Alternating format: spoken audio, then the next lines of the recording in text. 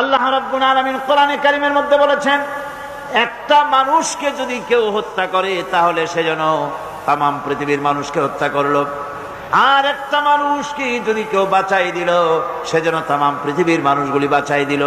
আর যে ব্যক্তি ইচ্ছে করে মানুষ হত্যা করলো তার জায়গা হবে জাহান্নাম, চিরকাল জাহান্নামে তারে থাকতে হবে।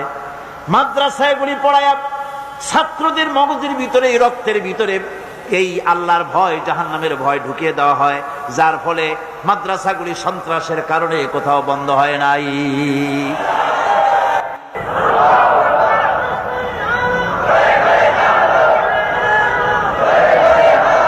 আজ আপনারাই দেখুন পাকিস্তানের 25 বছর, বাংলাদেশের 26 বছর, সব মিলিয়ে কয় বছর?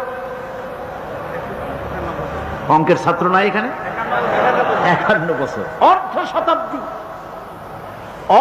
শতাব্দী কালে চট্টগ্রামে যত থানা আছে, বাংলাদেশে যত থানা আছে, থানাগুলিতে খোঁজ নেন, ওখানে তাদের ডায়েরি আছে না? যত চোর ধরা পড়ছে, চোর, ডাকাত, জেনাকার, হত্যাকারী, চোরাকারবারি, মুনাফাখুরি, যত ক্রাইম করেছে, করাপশন করেছে, সেই অপরাধীদের লিস্ট আছে না? অপরাধী যারা ধরা পড়েছে সকলের লিস্ট আছে। আমি চ্যালেঞ্জ করছি, আপনারা সমস্ত থানাগুলি ঘুরে এই ডায়েরি, থানার এই ডায়েরি খুঁজে বের করুন তো, এর মধ্যে মৌলানা সাহেব কয়জন, হাফেজ সাহেব কয়জন, মসজিদের ইমাম কয়জন?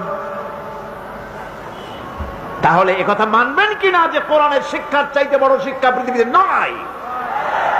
একথা মানবেন কিনা? একথা